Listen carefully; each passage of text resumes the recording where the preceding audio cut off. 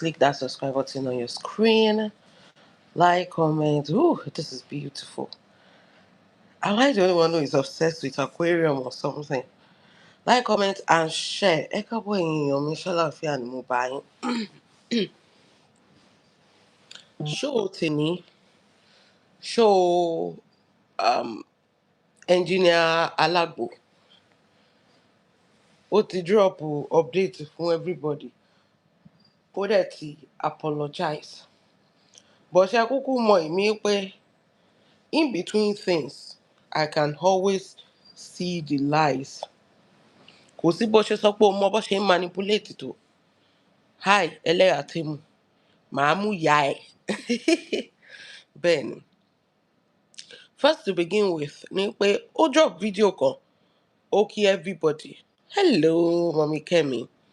Ó kí everybody. Ó dẹ̀ apologize wípé ká má dálé òun rú, ká jọ̀ọ́, ká má fẹnu ba inú ilé òun jẹ́. You know that kind of thing.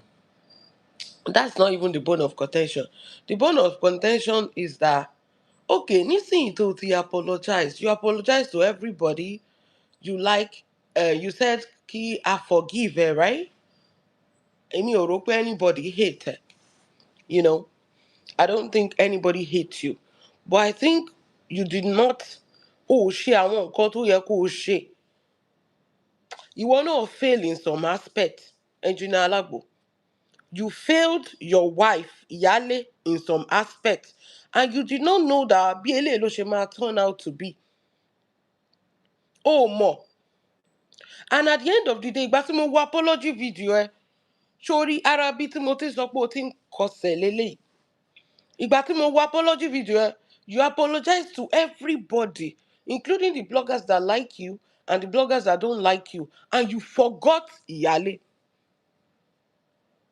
Ibi tí mo ti sọ pé you are the most manipulative man I've ever seen in my life.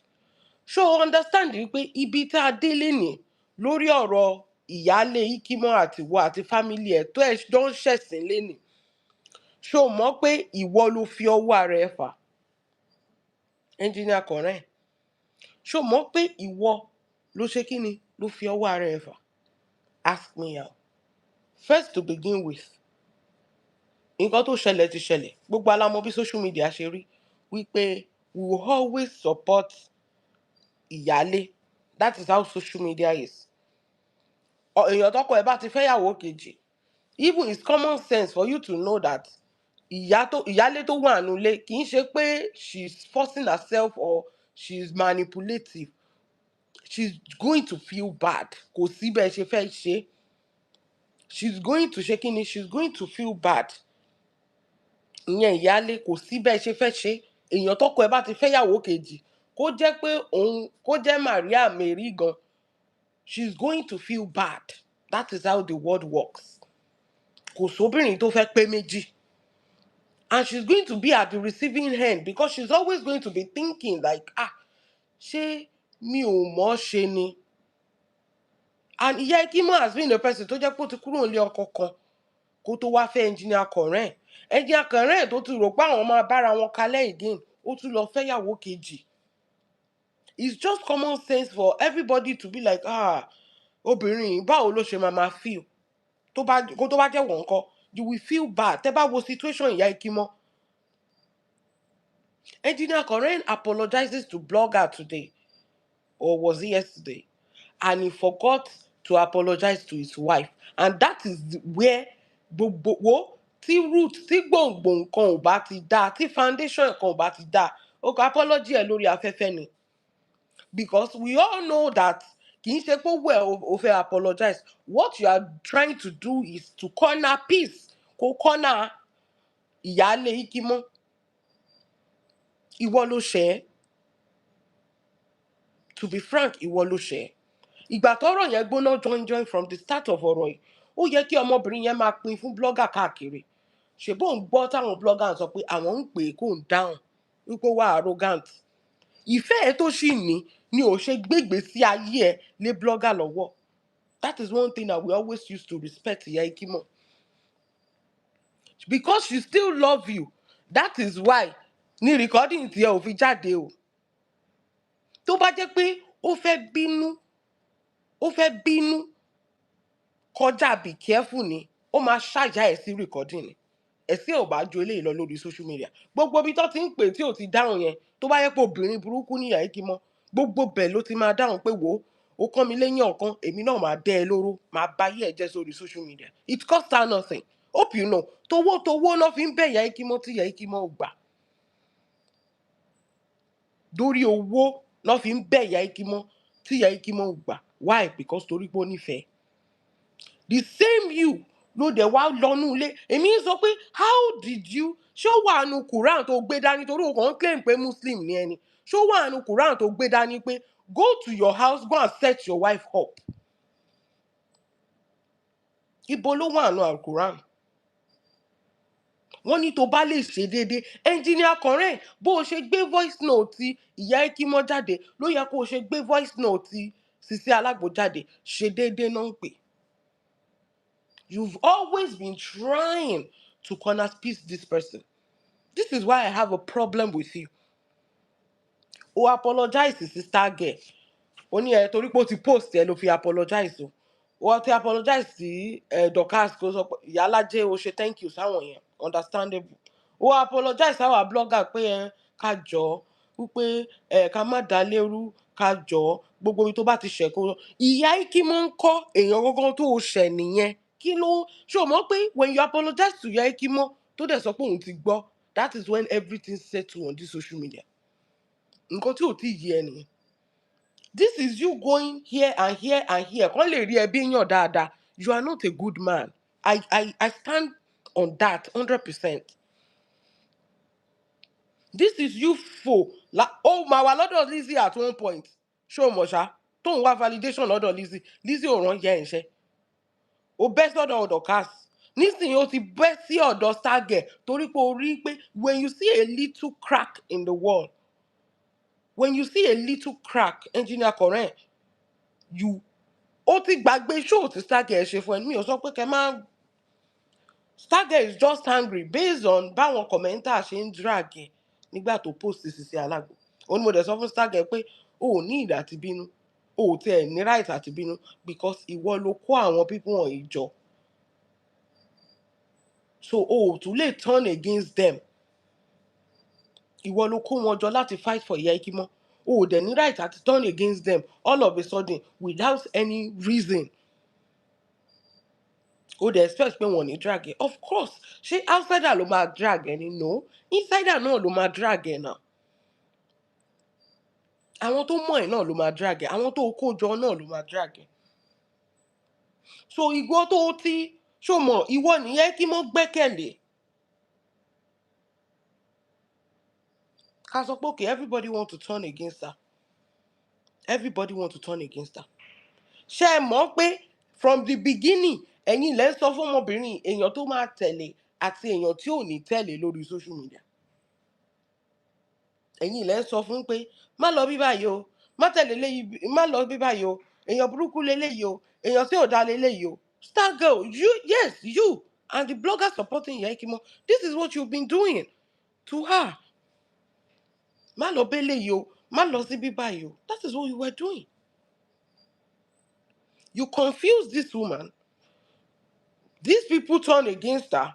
Now, ẹ̀yin náà ẹ tún turn against her. Oh, so we come support Sisi Alagbo. But was it the same energy from the beginning? Why don't you support Sisi Alagbo from the beginning and support Engineer Kọ̀rẹ́ and support Ìyá Ikimọ?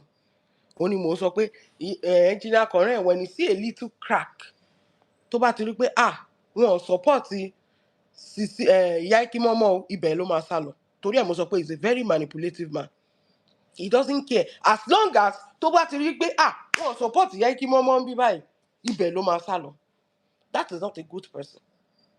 Ìwọ ṣe stay on your lane kó tẹ̀ ṣì wò ó ná. No, ẹsẹ̀kẹsẹ̀ ní Engineer Kọ̀rẹ́ ẹ̀ máa sá lọ síbẹ̀. Ọjọ́ tó ti rí pé Dorcas ò support Ìyá Ikimọ mọ́, ọjọ́ ẹ̀ ló ti gbabẹ̀ lọ. Ọjọ́ tó ti rí pé Stargurl ò support Ìyá Ikimọ mọ́ ló ti bẹ̀rẹ̀ sí ní apologize. Do you see the pattern in this man? This is not an hatred.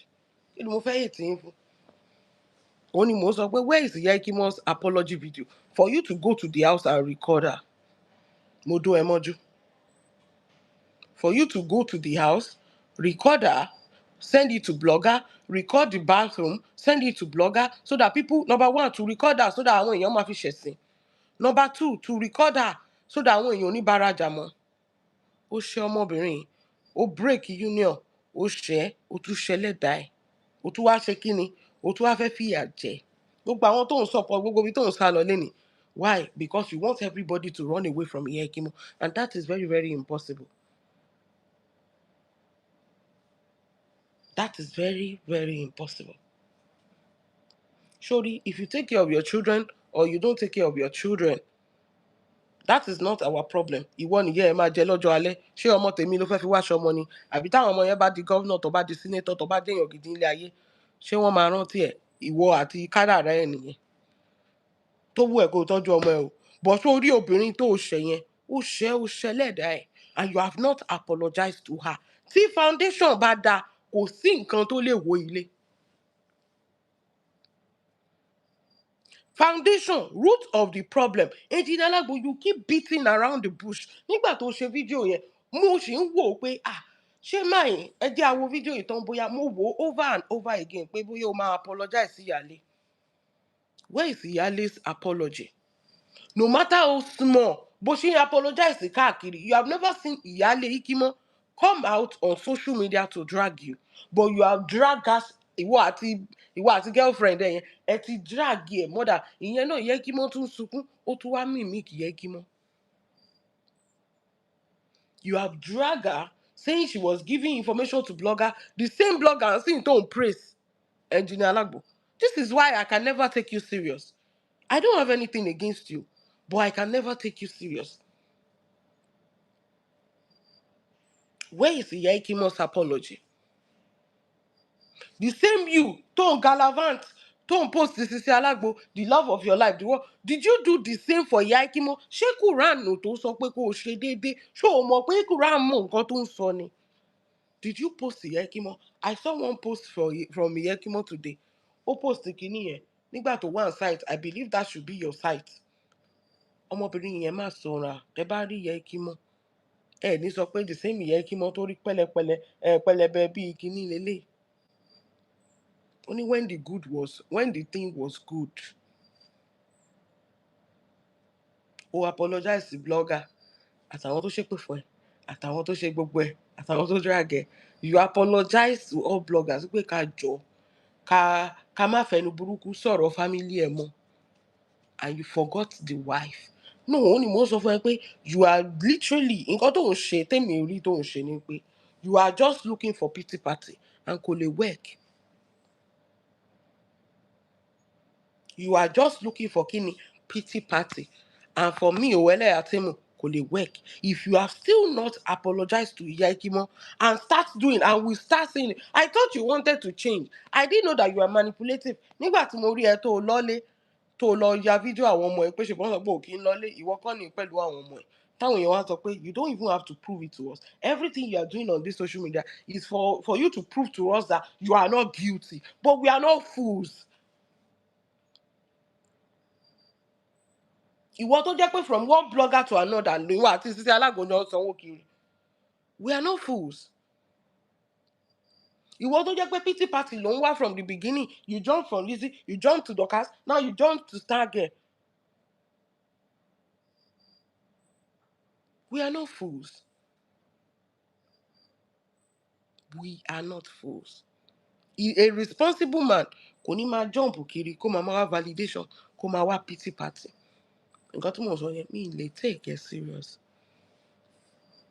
Because hit a nail on the head. O apologize sí gbogbo èèyàn tí o ṣẹ̀, o fi èèyàn tó o ṣẹ̀, o fi ilẹ̀, o apologize sí. This is where the problem starts from. Kò sẹ́nibody tó máa gbé ẹnu sí. If you have done the right thing, tó bá jẹ́ pé ọkùnrin ni ẹ́, but the ego in you, you did not regard that woman.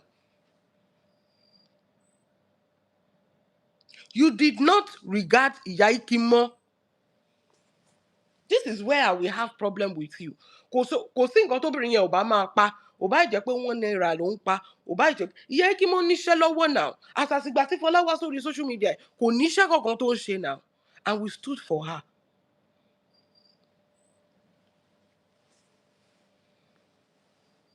You did not regard that woman. Kò dẹ̀ dáa. Ó gbé Sisi Alagbo gbé sórí bíi gálà.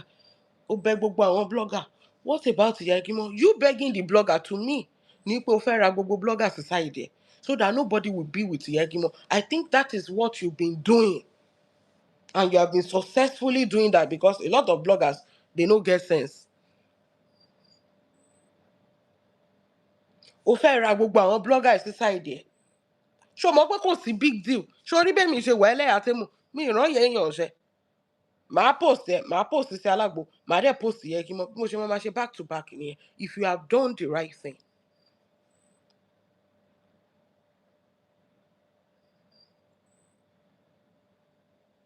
If you have done the right thing.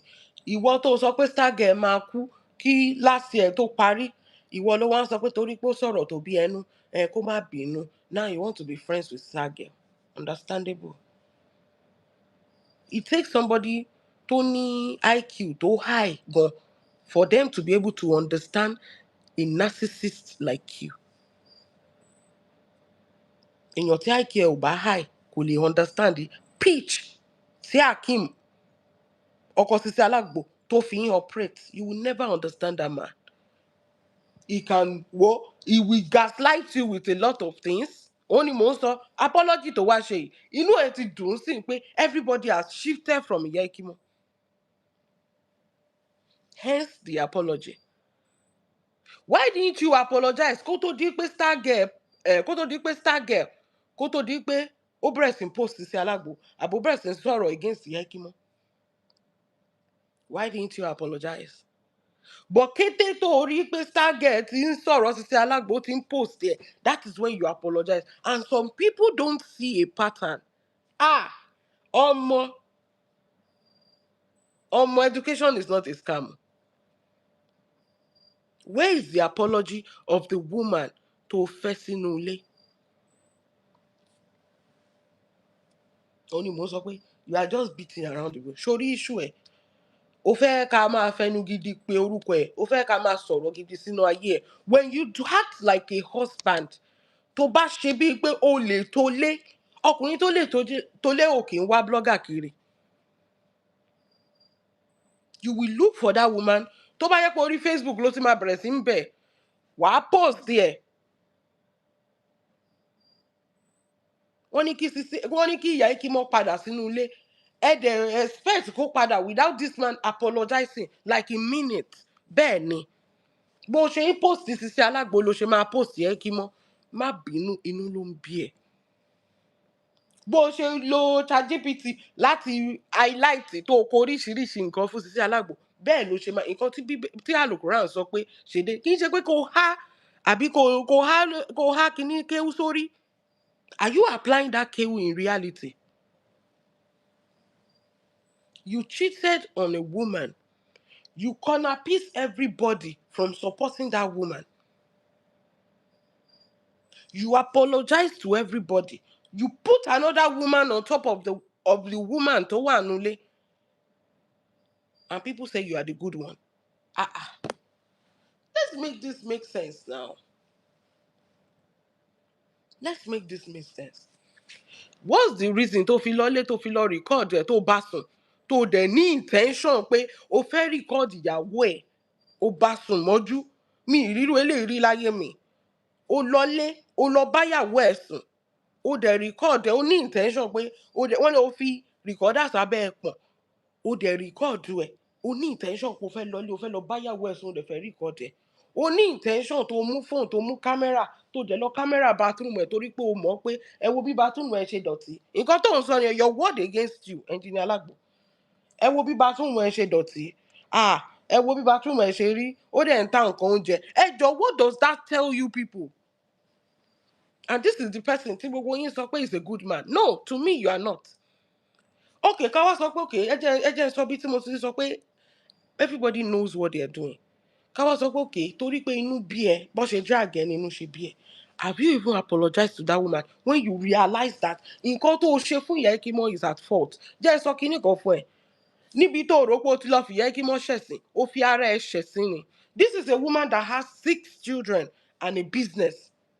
ìwọ ti rìn lọ bí orí tán ṣọ́ngi, o ti lọ báyàn ṣe ìpolówó ọjà. What will it cost you if you're a good husband to get her a nanny? Oh yeah, husband of the year. Engineer Koren. A woman that has 6 children. 6. With a business. Tó bá jẹ́ pé bó o ṣe ń sọ bó ṣe fẹ́ fi yẹ kí mo ṣẹ̀sìn, ẹ̀sìn tiẹ̀ ni pé you cannot even afford a nanny for a woman that is struggling with 6 children. Ó yá, mò ń gbọ́. Ó yẹ kó o ní nanny sínú ilé tó máa clean nínú ilé. Torí pé o ti mọ̀ pé ìyàwó ẹ̀ ọmọ 4, ká tẹ̀ sọ pé ọmọ 2 àbí ọmọ mélòó kò ń ṣọmọ ẹ̀. Bọ́ ọmọ 4 ni tiẹ̀. Ó yá, ìyàwó ẹ̀ ó ń ṣe business. Ó yá, mi ò lè jẹ́ kí iṣẹ́ pa ẹ́. O ò lè ṣe gbogbo ẹ̀ tán. Àwọn ọmọ máa wọnú bathroom, wọn máa dọ̀tí ẹ̀. Ṣé gbogbo ìgbà ẹ mọ bọ́mọdé ṣe ń ṣe náà? Ṣé o lówó láti gba nanny? Èèyàn máa ń wá bí nǹkan ṣe máa tu ìyá. Ara nǹkan tí Quran sọ pé ṣé o lè ṣe déédéé instead of you picking a camera and recording the house torí pé o fẹ́ bà ti woman yẹn jẹ́. Ìwọ ò ṣe gba nanny wípé iṣẹ́ yìí ti pọ̀jù, ọmọbìnrin yìí ò ní lè ṣe. Òun ló máa dáná, òun ló máa gbálẹ̀, òun ló máa ṣe lé, òun ló máa fọ toilet, ó dẹ̀ ní business, á dẹ̀ kó àwọn ọmọ lọ sí school torí ìgbà tí ìwọ bá ń dóbò lọ. This is why children take care of their mother than their father. Èmi sọ pé bàbá gidi nìyẹn. Ìgbà tí ìwọ lọ ń dó Sisi Alagbo tó ń tọ́jú inú léde, tó ń ṣe fádà sí ọmọ tí ò kì í ṣe tiẹ̀. You left your children with your wife and everything pẹ̀lú obìnrin tó wà depressed. She's depressed from what you cause. She's taking care. She has to wake up every morning, attend to others. Ẹjọ́ ṣe máa rò pé obìnrin superpower ni wọ́n ni àbí Wonder Woman. Attend to others. She's depressed o. Ọkọ ẹ̀ ti fẹ́ yàwó kejì o. Kò lè, ó máa sunkún mọ́jú ni o, kò ní lè sùn. She's alone on her bed thinking pé ìwọ náà kí ló dé tí gbogbo ilé ayé mi fi wá rí báyìí. In the morning, she will attend to others. She will take the children to school. She will do everything in the house. Again, the chores in the house. Abọ́ ẹyọ kan, ó máa fọṣọ, ó máa fọbọ́, ó máa lọ shop, ó máa pack order, ó máa dín kínní, bó ṣe ń dín eléyìí ló ń dín eléyìí. This is a woman tó jẹ́ pé small scale business ló ń ṣe, kì í ṣe large scale. Tábà sọ pé machine ló ń ṣe a lot of it. Ẹ ṣáà rí, ẹ máa rí tó bá ń po flour, ẹ máa rí tó bá ń ṣe kínní. Kò ní èèyàn tó ń bá ń ṣiṣẹ́, òun nìkan ló ń dá ṣe o. Òun náà ló dẹ̀ ti máa ṣiṣẹ́ ilé. Engineer Alagbo, you are a wicked, may you never. Wo tí bá fi nǹkan, ó sọ pé ká má sọ̀rọ̀, okay, mo lè máa bẹ̀rẹ̀ sí wọ́n ẹ̀ lépè, kí n máa wọ́n ìṣẹ̀dá ẹ̀ lépè. Engineer Alagbo, kí n máa wọ́n ẹ̀ lépè. Because all you do is to look for ṣe bó ráyè ló fi ń wá bloggers káàkiri. Kó dẹ̀ máa ṣe kí ni? Kó máa mú léde Sisi Alagbo. When you abandon your responsibility as a father, what will it cost you to get a maid for a woman that has 6 children and a business? Maid, okay, ìyá Ikimo, iṣẹ́ yìí ti fẹ́ máa pọ̀ jù. O lè rí yẹn o. But o lè mú kámẹ́rà kó máa rìkọ́ọ̀dù ẹ̀ pé kò ṣiṣẹ́ ilé pẹ̀lú ọmọ 4. Ìyá Ikimo, iṣẹ́ yìí ti fẹ́ máa pọ̀ jù. There was a time, ìgbà tí mo ṣẹ̀ bímọ. Was it my 3rd born or my last born? I don't even know. Ọkọ mi rí, ó rí bí mo ṣe máa ti jí. Èmi tí mi ò like nǹkan wá disorganize. Ọkọ mi dẹ̀ rí, kọ́ọ̀pù lásán kò lè fọ̀. Màá ti jí, màá ti ṣe lé, baby. Èmi gan tí mi ò sùn mọ́jú pẹ̀lú baby. Ọjọ́ kan lọkọ mi, ó kàn wọlé, kó tí ẹ sọ fún mi, ó kàn wọlé wá. Mi ò tiẹ̀ mọ̀ pé ó ń rí mi. Pẹ̀lú living maid. Bẹ́ẹ̀ ni, mi ò tiẹ̀ mọ̀ pé wọ́n ṣe living maid nílùú yìí. There is living maid. This is a Chinese woman. Torí pé ní China, àwọn yẹn náà máa ń ṣe living maid. Fún ìyàwó tó bá ṣẹ̀ bímọ. Obìnrin yẹn ló máa tọ́jú ọmọ. Obìnrin yẹn ló máa ṣe gbogbo iṣẹ́ inú ilé. All I have to do is sleep. Obìnrin yẹn á tún dáná fún mi kí n tó jí oúnjẹ mi, special food tó ń sọ pé kó máa sè. Ó máa ṣe torí nurse ní obìnrin yẹn. Chinese nurse tó jẹ́ living maid. Ọkọ mi dẹ̀ ń san gbogbo owó ẹ̀. Ṣèbọ́kùnrin nìyẹn. mi ò ní ọmọ mẹ́fà o. Ẹ wá imagine èèyàn tó bímọ mẹ́fà ní Nàìjíríà, kò ní síná, kò ní sí kinní, òun nìkan náà ló máa kò sí epo nu gen, àti pọ́ǹpù omi, kò sí kinní kan, àwọn ọmọ ò tí ì dé school, èmi mo fẹ́ lọ kọ́ àwọn ọmọ ní school, bátírùmù dọ̀tí, kí náà máa jẹ lọ́sàn-án, kí náà máa jẹ lálẹ́. Olórí burúkú ẹ̀ dẹ̀ jókòó sórí social media, ó ní kó máa sọ̀rọ̀ ẹni dáadáa. Wo understand the Quran, bóyá ibi tán kọ́ ẹ ní kéwú mọ́ ibẹ̀ ló yé ẹ mọ́. Sórí àti ìlà ẹ ọwọ́ Ọlọ́run ló wà. That is it. O mọ̀ pé wọ́n kọ́ síbẹ̀ pé bó bá ṣe ṣe sí ìyàwó ẹ̀ ló ṣe máa determine bó ṣe máa là. Engineer correct, nobody hates you, but you are a evil man. You are one evil person. You want to corner everybody from associating with Iyale Ikima. That is why you are apologizing. Wípé àṣẹ ti rí nsìn nǹkan tí mò ń sọ nìyẹn, kí gbogbo yín fi ilẹ̀. Èmi ò ní fi ilẹ̀ o, tí gbogbo èèyàn bá fi ilẹ̀ o. Èmi ò ní fi ilẹ̀. Why tí mi ṣe ní fi Ìyá Ikima lẹ̀? It's because of the children, not even her. Èmi fẹ́ kó lè rí ọwọ́ mú sókè torí there are some bills torí pé ó ń bínú sí ẹ tí ò ní lè béèrè lọ́wọ́ ẹ̀. But tí bá ń post business ẹ̀ táwọn èèyàn bá ń rajà, a lè máa ṣe torí ó ti show pé you hate this woman from the depth of your heart. Kí ló ṣe fún ẹ? If by default ìwọ ló lọ gbéyàwó kejì náà.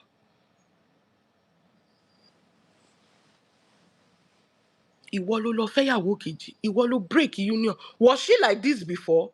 Ẹ máa ṣe nǹkan tán, ẹ tún máa bínú pé bí ẹni yẹn ṣe react. Ìwọ tó lọ fẹ́yàwó kejì, báwo ló ṣe expect kí ìyàwó ilé ẹ̀ ṣe react? Kó gbàlù, kó gba orin, kó máa jó kiri àbí?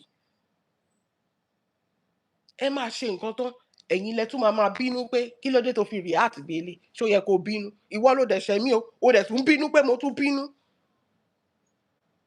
Where is the apology of Ìyá Ikima? Torí o ti bẹ gbogbo ayé ń sìn. And that is not even an apology. That is you trying to be like, ẹ ṣáà support me, come and support ẹ. No, I will support you when I see changes in your life. When I see that, okay, wá kí nǹkan dàrú. Tó bá ìgbà tó ti mọ̀ owó fẹ́fẹ́ yàwó kejì, so your intention is kó léyàwó ilé lọ. Wọ́n ló tiẹ̀ tún fẹ́ fún ní divorce letter. Ìgbà tó divorce ẹ̀ nǹkan, ṣèbí wọ́n ti sọ fún ẹ pé kó má lọ lé mọ́.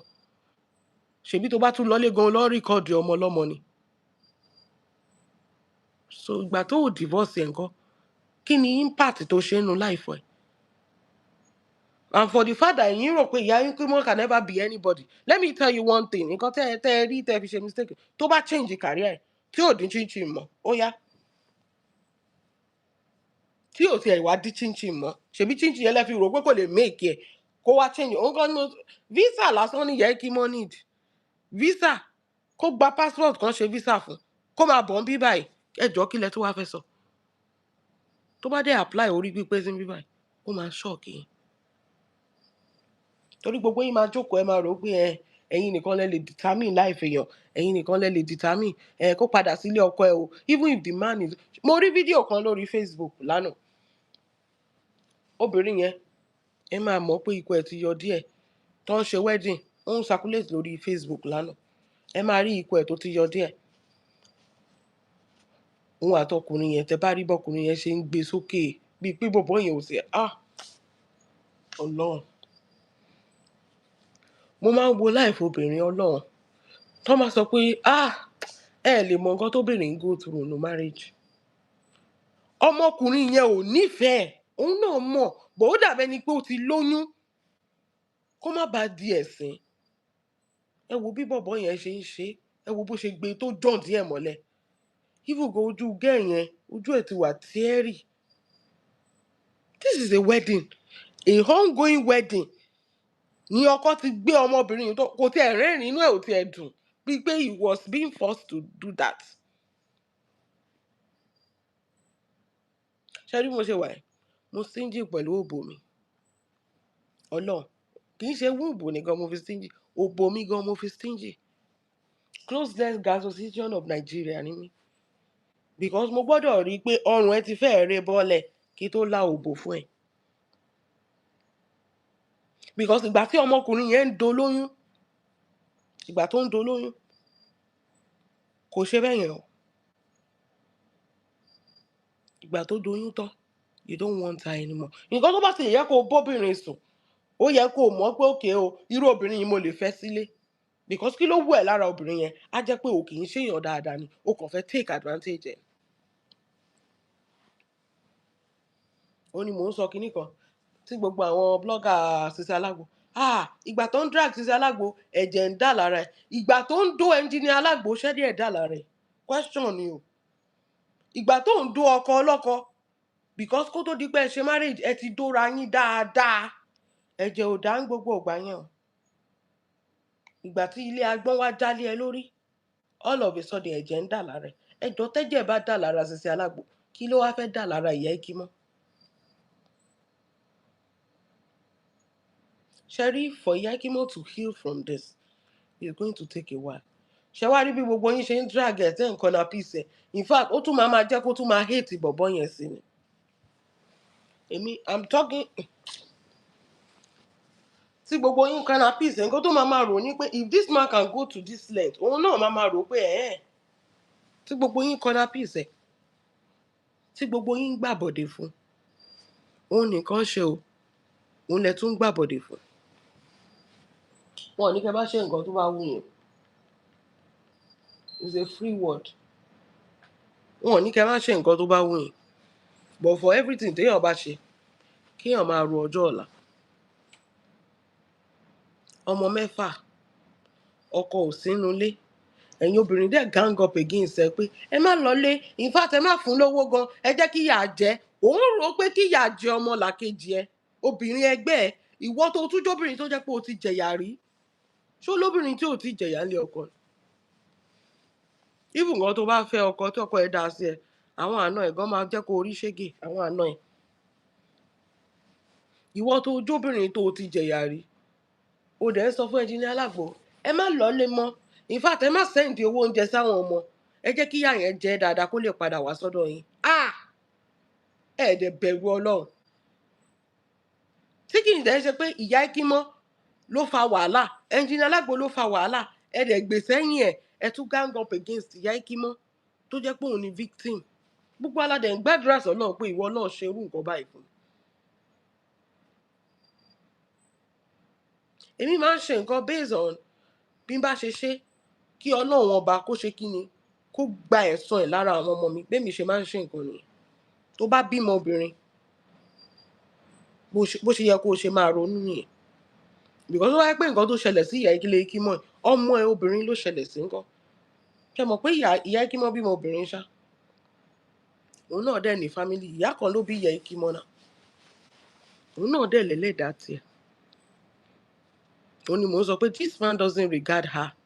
He even regarded bloggers than ìyàwó ẹ̀ tó wà nílé. Because blogger ló sọ pé kó lọ record ẹ̀. Ṣé kìí ṣe bloggers ló lọ gbé recording ìyàwó ẹ̀ tó wà nílé ìyàwó 15 years tó wà nílé blogger ló lọ gbé recording ẹ̀ fún. Tábà dẹ̀ sọ̀rọ̀ ẹ máa ní sọ pé understand kí ló wà ń bẹ̀ táwọn òun kọ́ ni mo ti yànnà yàn fún yín sí ma. Ṣé mo gbè sẹ́yìn anybody ni? No, mo kàn ń sọ fún yín ni. Engineer Alagbo, apologize to your wife. That is the solution to your problem. Mi ò mọ bí blogger yẹn ṣe ní fan page tó. That is the solution to your problem. When you apologize to this woman, tó bá sọ pé o ti bẹ́ẹ̀ kò gbọ́ wàá máa tún bẹ́ẹ̀ ni ìwọ ló ṣẹ̀ ẹ́ ọ̀ǹtì tó bá gbọ́ ni wàá ní wòmí nífẹ̀ẹ́ máa sọ ẹ́ lẹ́nu ọ̀ǹtìgbà tó bá gbọ́ ni because kó tó lọ gbéyàwó kejì kì í ṣe pé ọmọbìnrin yìí ṣẹ̀ ẹ̀ náà. Ẹ tún parọ́ ẹ sọ pé ó lọ dóko ń tà torí pé ṣáà ń wọ́ náà láti pull ẹ̀ down ẹ̀yin obìnrin yẹn dẹ̀ tún wá ọ̀nà láti pull obìnrin yẹn down. Ẹni ó lọ dóko ń tà ó yẹ fún wa ní evidence.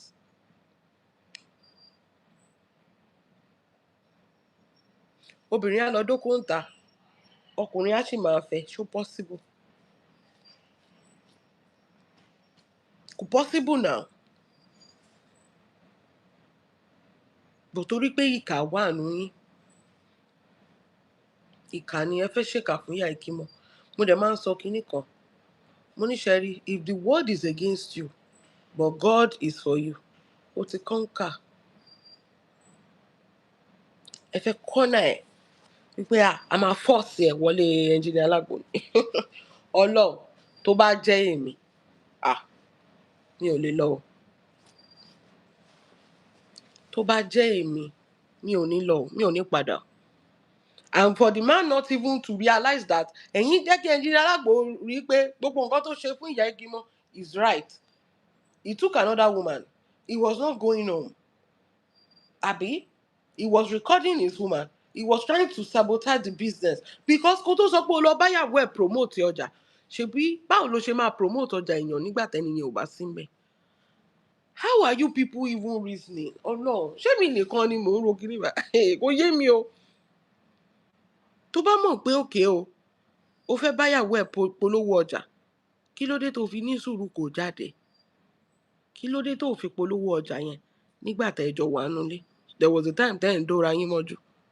O ò ṣe sọ fún, o ò ṣe dúró kó dé. Ṣé ibi tó lọ ṣó fẹ́ lọ sùn síbẹ̀ ni? Ṣèbó sì máa dé. Torí pé o ti bóbìnrin sùn, ó ṣẹ́ obìnrin, ó wá sọ pé torí pé o ti bá sùn, ó yẹ kó ti dáríjì ẹ̀. Come on now, is this even too hard for us to understand? Ó ṣẹ̀ mí ń sìn, ó bá mi sùn, ó ń torí pé o ti bá mi sùn, automatically o ò ṣe nǹkan kan fún mi. Before that time, ìyá ìkímọ́ jáde, ó bẹ̀rẹ̀ sí ń ké wípé ẹ jọ̀ọ́, ẹ má sọ̀rọ̀ wọn mọ́, orí mi náà máa dalé, wọ́n máa sọ pé kíní, ọmọbìnrin yẹn sọ pé òun fẹ́ lọ para òun.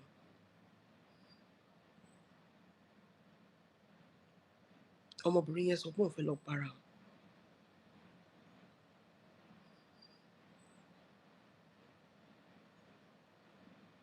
Ẹ jọ̀ọ́ ẹnjìnì Alagbo, nígbà tẹ́ bá frustrate ọmọbìnrin tó bá parẹ́ ẹ dẹ̀ ti ṣe déédéé inú àlùkùránì yẹn, ìwọ wá sọ pé o máa gbélé ayé ayọ̀. Even gan Sisi Alagbo, ayé ti ẹ̀gbọ́n ti bàjẹ́ nìyẹn. Ṣé o mọ̀ ṣá? Ó ní mò ń sọ pé tó bá jẹ́ ọkùnrin gidi tó fẹ́ tolé, where is the apology? Bó ṣe ń post Sisi Alagbo, àwa àkọ́kọ́ tí ẹ yẹ kó o sọ anything, wọ́n báyìí máa drag yẹn bẹ́ yẹn. Ẹ wo bó ṣe ń drag Adikas, torí ẹ̀ mo ṣe máa sọ pé kí ni Adikas yẹn, mo respect máa yẹn gan, ọkọ Mercy. Bó ṣe ń drag ẹ̀, tíyàlé ẹ̀ bá ń ṣe nǹkan kan, ó máa post ẹ̀. Tíyàwó ẹ̀ bá ń ṣe nǹkan kan, ó sì ń drag ẹ̀ up to today o. Ìyẹn ọkọ Mercy àìgbé. Tíyàlé bá ń ṣe nǹkan kan, ó máa post ẹ̀. Tíyàwó bá ń ṣe nǹkan kan, ó máa post ẹ̀. Tíyàlé bá ń ṣe nǹkan kan, ó máa béèrè pé ṣé kí n wá. Tíyàwó bá ń ṣe nǹkan kan, ó máa débẹ̀. Ẹnjìnì Alagbo, where is the apology of ìyá ìkímọ́? Ó ṣe wọ́wọ́ blogger o, àwa la wá ganu sí o. A dẹ̀ fi gbésí ayé yín, a fi make owó ni.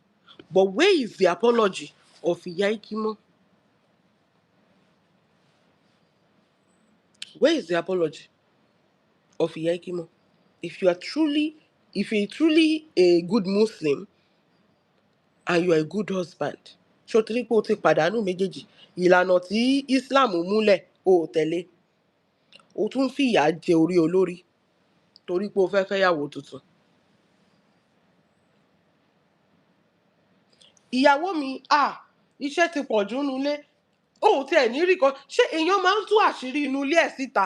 O wá ń dé ṣe oníkàjọ́ ká má bu ẹnu àtẹ́lu fámílì ẹ̀. Ìgbà wo la ní ìwọ kọ́ ló lọ mú recording tó record inú ilé pé ẹ wo bí inú ilé ṣe dọ̀tí. Nígbà tó yẹ kó mọ̀ pé àṣírí obìnrin yìí, ẹ jẹ́ kí n bò. Iṣẹ́ yẹn ti lè pọ̀ jù fún. O ò ronú bẹ́ẹ̀ o wípé tí bá tú àṣírí obìnrin, mo máa tú àṣírí ara mi ni.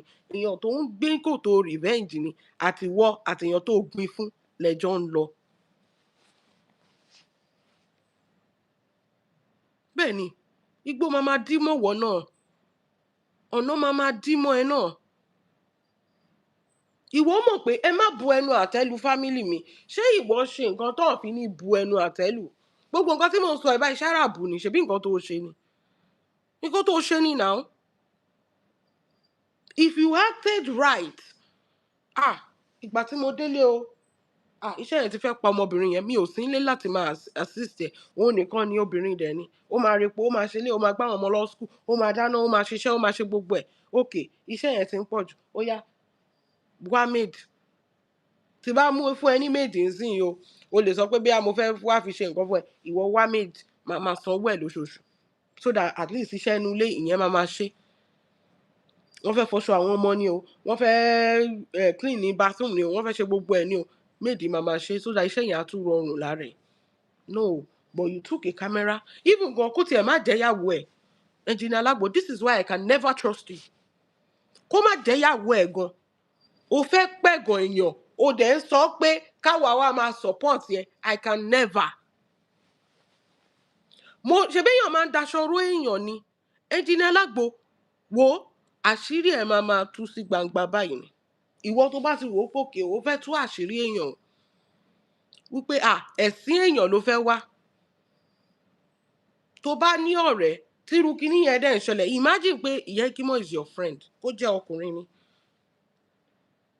Àbí ó níbi, kò séèyàn tó perfect náà, ó níbi tó ti ṣebí wàá wọ́ náà pé ok, nǹkan báyìí. Ṣé o tẹ̀ ti pè Iyekimo, ṣé o ti bá sọ ni pé wo bí bathroom ṣe rí, wo bí kíní ṣe rí.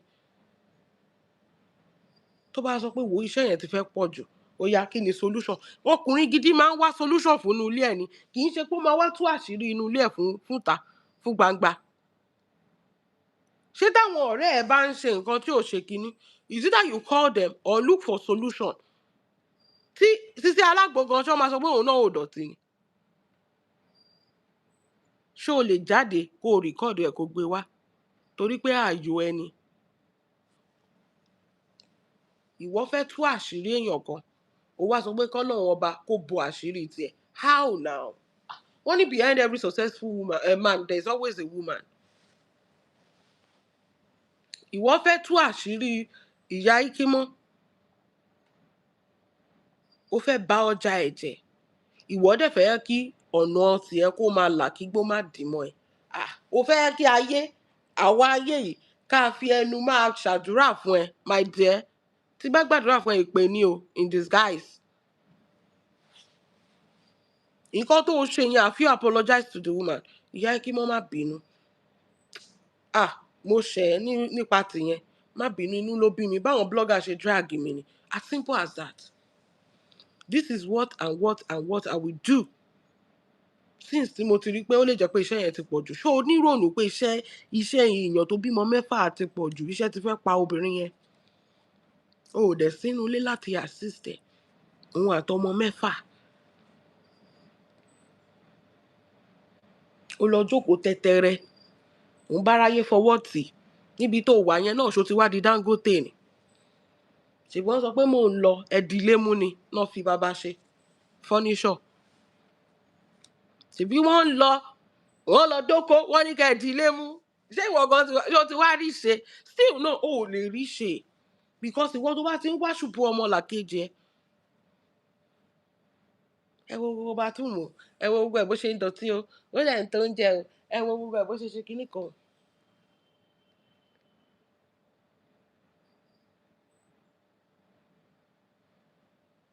O tú àṣírí inú ilé.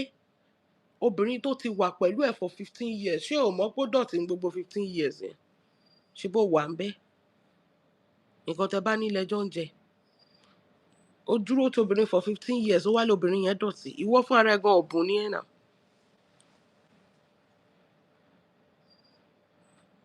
Ó fi obìnrin yẹn lẹ̀, ó sọ di èèyàn tó wà depressed. Ẹjẹ́ àwò báyìí, obìnrin yẹn kò dọ̀tí nígbà tó wà pẹ̀lú ọkọ ẹ̀ for 15 years, because happiness nígbà míì, if you are happy with your home, with your husband, tádúrà ẹ̀ gbà, everything will always be perfect. But if you are depressed, ṣé ti rí èèyàn tó wà depressed rí? Wọn ò tiẹ̀ ní lè ṣe nǹkan kan. Bí ìyá Ikimo tẹ̀ ṣe ní strength láti ṣe nǹkan, bóyá Ọlọ́run, tẹ bá rí èèyàn tó wà depressed, in fact ojú kan náà kàn máa wà, wọn ò tiẹ̀ ní mọ̀ bóyá ayé yí, bóyá ayé ò yí, wọ́n kàn máa wà lójú kan ni. Ìwọ tó yẹ kó o ṣe bí ọkùnrin, o ò lè ṣe bí ọkùnrin. In fact, Engineer Alagbo kò sóko lábẹ́, òbò ló wà lábẹ́, torí obìnrin ló ń darí ayé ẹ̀. kò dẹ̀ sí ọkùnrin ilé ayé ẹ̀ tó bá jẹ́ pé obìnrin ló ń darí ayé ẹ̀, Sisi Alagbo ló ń darí ayé ẹ̀, tó lè rí ọwọ́ mú. Bó ṣe wà yẹn, ilẹ̀ ló máa wà tó máa fi kú, ilẹ̀ pẹ̀pẹ̀ ni. Ọkùnrin tó bá ti wà tó jẹ́ pé obìnrin ló ń darí ayé ẹ̀ kò lè ní tó obìnrin yẹn bó ṣe wà yẹn. Kì í ṣe pé ẹ lọ wò ó náà, statistics, ẹ lọ wò ó. Ẹ lọ wò ó. Torí by nature ọkùnrin is a provider. Ìwọ tó bá jẹ́ pé obìnrin ló ń fún ẹ, o ò lè ní ju obìnrin yẹn lọ. Engineer Alagbo wá ń sọ pé àwa kọ́ iṣẹ́ ọwọ́ ti ẹ ni o.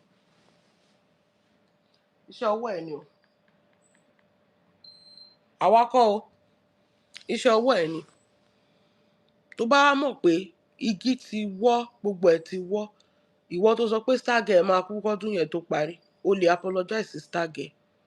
Bọ́ ọmọbìnrin tó ṣẹ̀, o ò feel pé o owe ẹ̀ apology. Tó bá mọ̀ pé o fẹ́ kọ́ náà tiẹ̀ náà là, start apologizing from Ìyá Ikimo. Wàá kọ́ báyìí ni, wàá kọ́kọ́ update, wàá jókòó wá ṣe fídíò. Ìyá Ikimo, mo ti ṣẹlẹ́dàá ẹ̀, má bínú. Wàá tún padà lọ sílé ibi tó ti lọ gbé recording. In fact, ó lè jẹ́ pé singlet àti boxers ló máa wọ̀ wọnú ilé. Wàá ní ẹ record mi ẹ̀yin èèyàn, mi ò mú recording dání o, Ìyá Ikimo ò lè wá search mi o. Wàá bẹ̀ẹ́. Sórí bíbẹ̀ tó bẹ̀ẹ́ kì í ṣe pé o stupid, because o sì need ìyọ́nú ọmọbìnrin yẹn náà. Torí pé ìwọ ló yan ẹlẹ́dàá ẹ̀jẹ̀. Nǹkan tí Quran sọ nìyẹn, tó jẹ́ pé ọ̀tọ̀ ní kéwú tí wọ́n ń kà, ọ̀tọ̀ ní bí tó yẹ kó o kà. Bẹ́ẹ̀ ni, ó ṣẹ̀yẹn máa cease ni.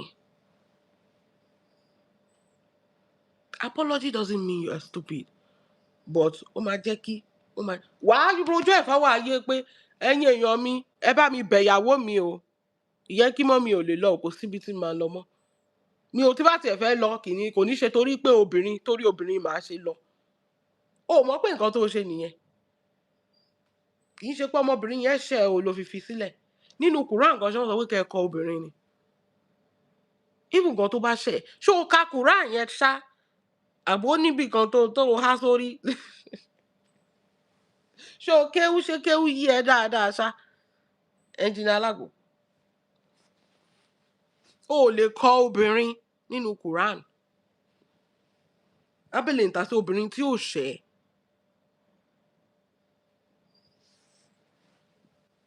O kéwú o.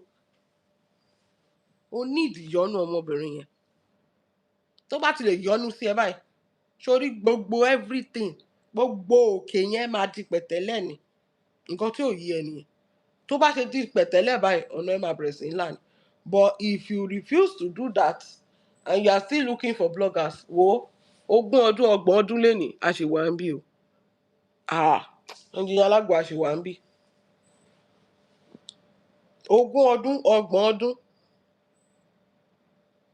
a ṣì wà ń bí.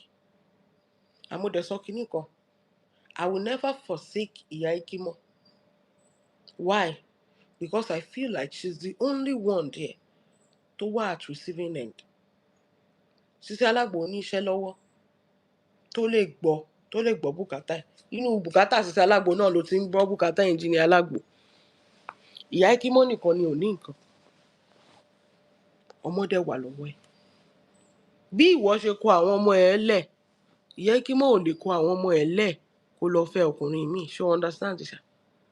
Bí ìwọ ṣe fi àwọn ọmọ tiẹ̀ lẹ̀ tó lọ jókòó ti obìnrin olóbìnrin, tó bá dọjọ́ ọ̀la o, àwọn ọmọdé yìí wọ́n kéré o, wọ́n rí gbogbo nǹkan tó ń ṣẹlẹ̀ yìí o. Tó bá yàn tó ń yanjú, ẹ máa sọ pé wọn ò rántí bàbá wọn. Báwo la ṣe fẹ́ rántí bàbá tó fi wálẹ̀ tó jẹ́ pé obìnrin olóbìnrin, nígbà tí àgbo ò bá tà mọ́ lọ́jọ́ alẹ́, tí ò sẹ́nibọ̀dì tó ń mágbo mọ́, tágbo ti liquidate. Àwọn ọmọ tẹ́ ẹ fi ilẹ̀ ń sìn báyìí, tí ìyá wọn wà frustrated, ẹ wá sọ pé wọn ò rántí bàbá, wọn ò tọ́jú yín. Ṣe rí ilé ayé o. Àwọn ọmọ yìí ló máa gbẹ̀yìn ẹ lọ́la. Bó ṣe sọ pé o fẹ́, ìwọ ń sọ nǹkan tí ò yé mi lọ́rọ̀ Engineer Alagbo ni pé nǹkan tó ṣe gan kò yé ẹ. ó kàn mọ̀ pé ó fẹ́ ṣe é nítorí àtẹnujẹ nǹkan tó ṣe kò yé ẹ. What you did not understand. Ó kàn ṣe é nítorí kíni, torí àtẹnujẹ. Ó sọ pé ó fẹ́ yàwó kejì, ó ní kì í ṣẹ̀ṣẹ̀, kì dẹ̀ ń ṣẹ̀ṣẹ̀ téèyàn bá fẹ́ yàwó kejì lóòótọ́, kì í ṣe ẹ̀ṣẹ̀ téèyàn bá fẹ́ yàwó kejì, bọ̀ ìwọ ò hùwà bíi pé o fẹ́ yàwó kejì, ìwọ hùwà pé o lọ fẹ́ yàwó míì, o ò fẹ́ ti lé mọ́ ni. Nǹkan táwa ń rí nìyẹn, nǹkan tó bá show náà làwa náà máa sọ ni. Tó bá yẹ pé o fẹ́ yàwó kejì ni, bó ṣe ń post Sisi Alagbo ló ṣe máa post Ìyá Ẹkímọ́, bó ṣe apologize Sisi Alagbo ló ṣe máa apologize sí Ìyá Ẹkímọ́, bó ṣe ń galavant pẹ̀lú Sisi Alagbo ló ṣe máa, bó ṣe ń gbé yẹn lọ rooftop ló máa sọ pé Ìyá Ẹkímọ́ wò ó, màá wọ ẹ dé bẹ́ẹ̀ tó bá sọ pé ò ní lọ. Ẹ̀yin wàá sọ àwa lẹ́nu àní rí ṣòṣe. Nǹkan tó yẹ kó o ṣe nìyẹn. Wàá sọ wá lẹ́nu àní rí ṣòṣe. Ṣé ilé tí mo jókòó tí mò ń bọ ẹ pé ò ṣe déédéé, tó jẹ́ pé mo ti rí ẹ ń sìn tó ti lọ sọ́dọ̀ Ìyá Ẹkímọ́, ó ti apologize, ó yá Ìyá Ẹkímọ́ jẹ́ ajáde, kí ló fẹ́ màá bẹ́ẹ̀ ṣe, má bínú, èmi mo ṣẹ̀. Ṣé òwò mo fẹ́ ṣe? Ẹ bá mi béèrè. Ṣé òwò mo fẹ́ ṣe fún ẹ? Ṣé by the time tá a bá rí ẹ tó ń pààrà abẹ, èmi fúnra máa sọ pé Ìyá Ẹkímọ́ ó ti ń bẹ̀ ó ti fẹ́ sọ wá lẹ́nu lórí online. Nǹkan tèmi fúnra mi máa sọ ni. Màá ní Ìyá Ẹkímọ́ ó ń bẹ̀ o. Bó ilé tí àwọn blogger ń ṣe reverse psychology àbí whatever it is that bloggers are doing, ẹ kó padà sílé ọkọ ẹ, ṣe fẹ́ force ẹ lọ ni. Ṣó ti wá lọ látijọ́ tẹ́ ti gang up against ẹ? Ṣó ti wá lọ látijọ́ tẹ́ ti gang up against ẹ? Ọlọ́run ó máa ń funny, how you think that ẹ lè fipá mẹ́ṣin dódò? Ẹ lè fipá fún lómi. Ìwà ni ló máa jẹ́ kọ́mọbìnrin yẹn padà. Ìwà tẹ́ sọ pé kí Engineer Alagbo lọ wù sí tí ò da ló ń bínú. 15 years no be beans now. For the man to come to the house, record ara yín for the past 15 years. Ọjọ́ tó fẹ́ yàwó kejì ló gbé record àwà sábẹ́ ẹ̀pọ̀n tó wá record ìyàwó inú ilé. Tó wá record ìyàwó inú ilé tó dẹ̀ wá play ẹ̀ online. Obìnrin lọ́mọ 6. Ẹ wo bẹ́ẹ̀ mi ṣe máa ń reason. Bẹ́yìn ohun tó rẹ̀ sọ pé ṣe rí gbogbo àṣẹ on the same level lórí social media. Obìnrin bímọ 6, iṣẹ́ ilé kò sọ́kọ ń bẹ̀, òun àtọmọ 6 lọ́jọ́ wà nú ilé, ó ń ṣe business, ó ń ṣe gbogbo ẹ̀. Kò lè ní time fún iṣẹ́ ilé. Ó ti mọ̀ pé àwọn ọmọ máa gba time ẹ̀ kí iná máa jẹ, ó máa dáná láàárọ̀ lọ́sàn-án lálẹ́, ó máa lọ shop, ó máa pack order, ó máa ṣe oríṣiríṣi nǹkan, kò sépo, kò sí gbogbo ẹ̀, kò sí iná. She will be the one. A tún bá àwọn kan ṣe assignment nínú gbogbo eléyìí o. Àsọkùnrin ó yẹ kó mọ̀ pé iṣẹ́ yẹn ti fẹ́ máa pọ̀jù fọ́mọbìnrin yẹn. Still náà, o ò sínú ilé, òun wálé o. Òbò ló lọ ń dó káàkiri o. Òun fọjọ́ alẹ́ ẹ̀ dóbo, Engineer Alagbo. Òun fi ọjọ́ alẹ́ ẹ̀ ó lọ fi ń dóbo. Ọjọ́ alẹ́ ẹ̀ tó yẹ kó dúró táwọn ọmọ ẹ̀ kó tọ́jú wọn, ó lọ fi ń dóbìnrin kan. Ṣé Sisi Alagbo ló máa òun ló máa tọ́jú ẹ̀ lọ́jọ́ alẹ́? Ẹ̀rín ẹ̀ pa mi. Ó kúrò nílé bó ṣe wà ń bí. In fact, ó yẹ kó lo 4 days lọ́dọ̀ ìyálé, kó lo 3 days lọ́dọ̀ Sisi Alagbo ni. Bẹ́ẹ̀ ni. Because Sisi Alagbo ò tí ì bímọ fún ẹ. Ọmọ 4 dẹ̀ ni ìyálé ti bí fún ẹ. Probability pé àwọn ọmọ yẹn máa di gómìnà, ẹ rí nǹkan tí mo sọ, àbí president. Ẹ wo Tinubu for example. Ibo náà ti rí Tinubu. Ẹ wo ibi tó délé ni, ìyẹn ààrẹ wa. Probability pé ọmọ 4 ìkan ni wọ́n máa ṣoríire. Tán bá gbàgbé ẹ lọ́jọ́ alẹ́ tó ráre tó lọ ń tọrọ jẹ, ẹ má sọ pé ìyá wọn ló kó sí wọn nù. That is it. Okay, how do I make life easier for this woman? Ṣé recording tó ṣe yẹn, does it solve the problem? No. In fact, ó tún jẹ́ kọ́mọbìnrin yẹn tún rí ẹ for who you are ni. Ó jẹ́ kí irú èmi gan rí ẹ for who you are. How do I help this woman? Iṣẹ́ ti pọ̀ jù fún lọ́wọ́. So tó bá ń lack ń bí báyìí pẹ̀lú pé mo tún fẹ́ yàwó kejì, mind ẹ ò ní lè wà stable. How do I fix this problem? Ìyá Ẹkímọ́, gbọ́mọ ọ̀dọ̀ màá máa sanwó ẹ̀. Tí bá fún ẹ lọ́mọ ọ̀dọ̀ sì wàá sọ pé bí a mo fẹ́ wá record, gbọ́mọ ọ̀dọ̀ màá máa sanwó ẹ̀. Èèyàn máa ń bò àṣírí ara èèyàn ni. Ìyá ọmọ ẹ tó bímọ 4 fún ẹ, kò sí ọmọ tí Sisi Alagbo lè bí fún ẹ lénìí tán sọ pé kó lọ rọ lóyún. Ọlọ́run bẹ́ẹ̀ ṣe máa ń ronú lórí social media, ẹ máa ń ronú bọ́mọdé. Ẹ lọ rọ Sisi Alagbo lóyún, ara Ìyá Ẹkímọ́ máa balẹ̀. Congratulations. Ìgbà wo ni má kú òní kú? Ẹ rọra yín lóyún. Does that solve your problem? No. tí Sisi Alagbo sì máa fi ẹlẹ́ ṣe bí relationship 3 years marriage is 3 years tó kúrò mẹ́ẹ̀ tó bá tún réyàn míì tó bẹ́tà jù ẹ lọ tó bá máa fi ẹlẹ́ ó sì máa fi ẹlẹ́ kó rọ lóyún jù bẹ́ẹ̀ lọ kò ti bímọ mẹ́ta síbi tó ti fọkọ ẹ̀ lẹ́ni ìyẹn Sisi Alagbo tí gbogbo yín jọ ń kalabáǹtì lórí ṣe bó ti bímọ ṣé méjì àbí mẹ́ta fún ọkọ ẹ̀ ní marriage 3 years ó dẹ̀ fi ọkùnrin yẹn lẹ̀ ó wá fẹ́ Engineer Alagbo so tí Engineer Alagbo bá rọ lóyún does that still solve any problem pé Sisi Alagbo tó wá fẹ́ lọ kò ní lọ no so ta lẹ fẹ́ fi pẹ́pẹ́ anybody máa wo bẹ́ẹ̀ ṣe máa ronú nílé ayé yìí ní 2026 tó bá fún Sisi Alagbo lóyún ara Engineer Alagbo máa balẹ̀ ẹ jẹ́ sọ kinní kan fún yín tí Farida bá rí passport lẹ́nìí tó dẹ̀ rí visa America ara gbogbo yín náà máa balẹ̀ ló bá tán ẹ rí Nàìjíríà lẹ fi ń rí bẹ́ẹ̀ mi ò sọ pé gbogbo èèyàn ló ń ṣoríire ń bí o tọ́lọ́ wá lànà fún bí báyìí tí Ọlọ́run wá lànà fún ṣé ara yín ò ní balẹ̀ ara yín máa balẹ̀ náà tọ́lọ́ wá ṣe oore yẹn tó massive débi pé ló bá ń kọ́lé padà sí Nàìjíríà ó wá ń kọ́ mansion ṣé ara yín ò ní balẹ̀ ara yín máa balẹ̀ kọ́lọ́ tún wá ṣe oore yẹn fún débi pé gbogbo àwọn ọmọ mẹ́fẹ̀ẹ̀fà tó wà lọ́wọ́ ẹ̀ wọ́n bọ́ọ̀dì sí bí báyìí ṣé ara yín ò ní balẹ̀ ara yín máa balẹ̀ Engineer Alagbo wá dúró tòbò àwọn ọmọ ẹ̀ àti ex-wife ẹ̀ wà l'Amẹ́ríkà àwọn ọmọ ń ṣe dáadáa Ọlọ́run wá tó wá ṣe fáwọn ọmọ dáadáa wípé wọ́n wá mọ àwọn ṣe mọ recreational kinní àbí sports kinní wọ́n wá mọ̀ ọ́ ṣe tó wáyé pé MBA àbí kinní wọ́n wá bẹ̀rẹ̀ sí méèkì kúkú sí ìgbà ibú owó ṣé ara yín náà ò ní balẹ̀ bí ilé ayé ṣe lè change nìyẹn ẹ má rò pé bẹ́ẹ̀ ṣe bí Yorùbá fíìmù tẹ́ máa ń wò lẹ rò pé bí ilé ayé ṣe lè rí nìyẹn no life can change for everybody bẹ́ẹ̀ ni ibi tẹ́yìn rọ̀ ọ̀kan dé lẹ sọ dé yẹn ẹ má wo ìyálé Sisi Alagbo bíi pé torí pé ó ń di chinchin òun ni mo sọ pé all she need is to change her career ló bá tán life ẹ̀ ti change àbí kó change location all she need is to change her career or change location àbí kó wá lọ bọ́ sí ọwọ́ ọmọ ọkùnrin tó wà òkè dáadáa ẹ̀yin judge pé torí pé ó ti bímọ mẹ́fà kò sẹ́nibọ̀dì tó fẹ́ fẹ́ mọ́ ẹ jẹ́ sọ kíní kan fún yín kíkan náà àwọn mẹ́fẹ̀ẹ̀fà yẹn kí Ọlọ́run gbàdúrà wọn ìkan péré ni gbogbo wọn lọ́nà máa gbàdúrà wọn ẹ máa rí bí ọkùnrin ṣe máa line up pẹ̀lú application letter ẹ mọ bí nǹkan tó ń pè nílé ayé ṣá èmi ò kí ń fojú pààyàn rẹ o bẹ́ẹ̀ ni because mo jẹ́ nǹkan tó yẹ kó ti fojú pa ibi táwa délé ni mo jẹ́ nǹkan tó jẹ́ pé wọ́n ti fojú parẹ́ so mo mọ̀ pé èmi ò tiẹ̀ gbọ́dọ̀ fojú pààyàn rẹ àwọn èèyàn kan tá a fojú pa wá rẹ́ lẹ́nìí wọ́n wá ń tọrọ oúnjẹ lọ́wọ́ wa mi ì fi yọ wọ́n o èmi ò kí ń fojú pààyàn rẹ o torí story everybody ó lè change at any time ó lè jẹ́ pé chinchin tó ń supply yẹn ó lè gba order mọ bí Nàìjíríà ṣe rí ni ọmọ yẹn ó lè jẹ́ pé yàn kan péré ayé ọmọ yẹn dẹ̀ ti dà ó máa super chinchin yẹn lásán nǹkan tẹ́yìn sọ pé ẹ ti wọ́n dẹ̀ sọ pé ó mọ̀ ọ́ ṣe dáadáa wọ́n sọ pé ó mọ̀ ọ́ ṣe dáadáa àwọn chinchin yẹn kó gba order kan báyìí ó yẹ ẹ máa supply nǹkan báyìí yé ẹ máa sọ pé ṣéyàn lè ṣe chinchin kó fi da nǹkan báyìí ni kò ní yé yín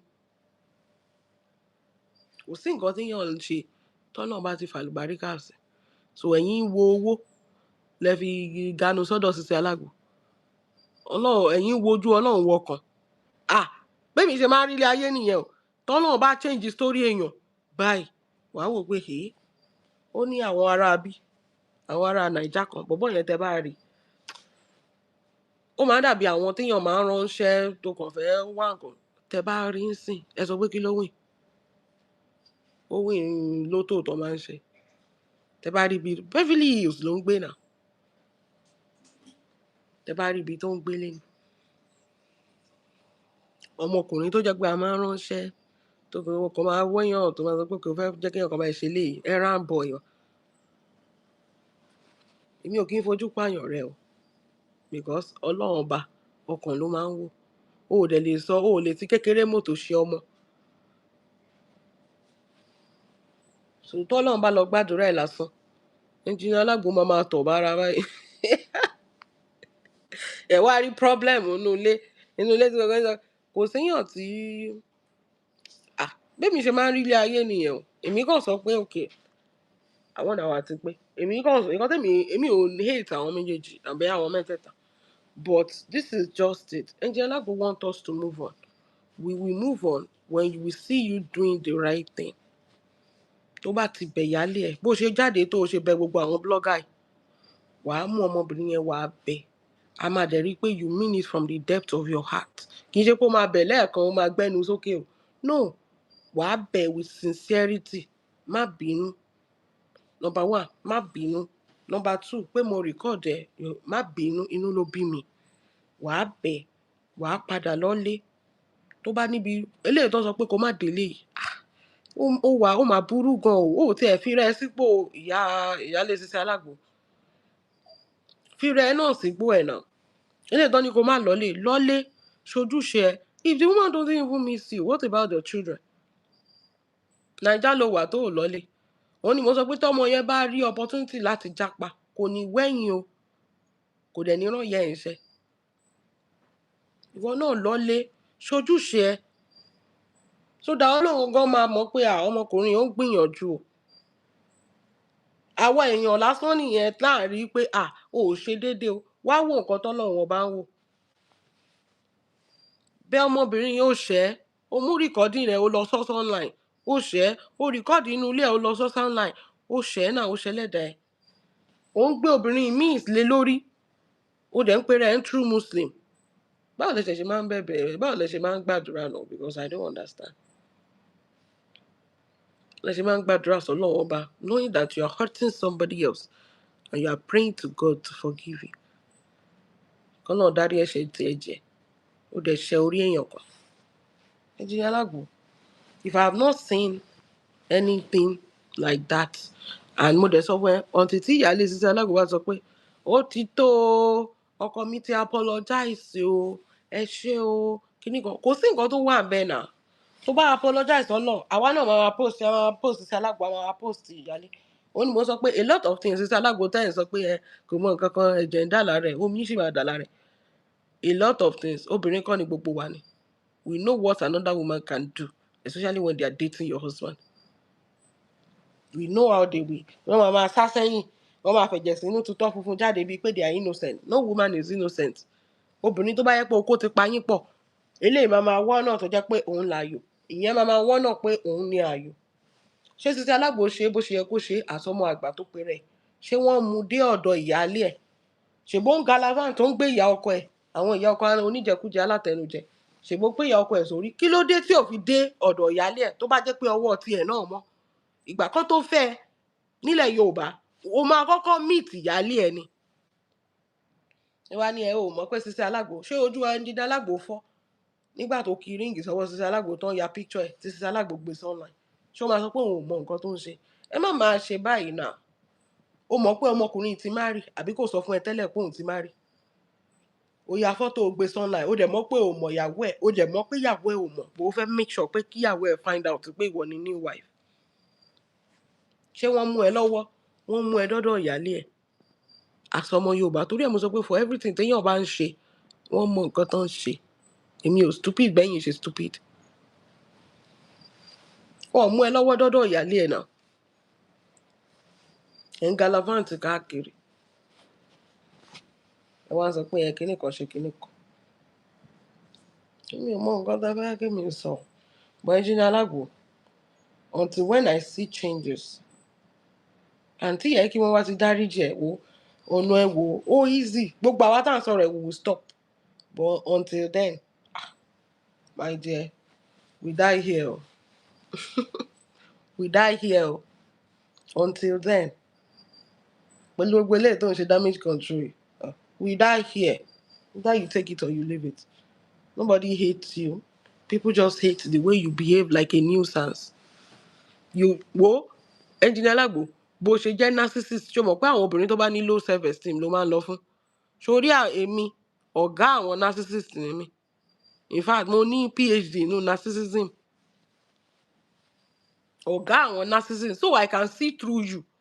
That is just it. Àwọn tó kù lè má rí through you because they are pick me kind of women. That is it. They have low self esteem. But èmi ẹlẹ́yà tẹ́mu. Ṣé kẹ́ máa gbé fún mi anytime, any day? I can see through you. Gbogbo nǹkan tó rò pé èmi rí dáadáa. Wo, the handprint on the wall like this, I can see it very well. Nǹkan tó ń ṣe, I know it very well. So you are not innocent. In fact, ìwọ ló dá gbogbo ẹ̀rù. Until when you go back to the root and fix everything, that is just it. Then kò sí wàhálà mọ́. But either way, if you don't do that, forget about it. Ẹ̀yin èèyàn mi kò jẹ́ bó ṣe jẹ́ jàre. Ẹ ṣe a máa lọ. That's what I just have to tell you guys. God bless you. Thank you for joining us today.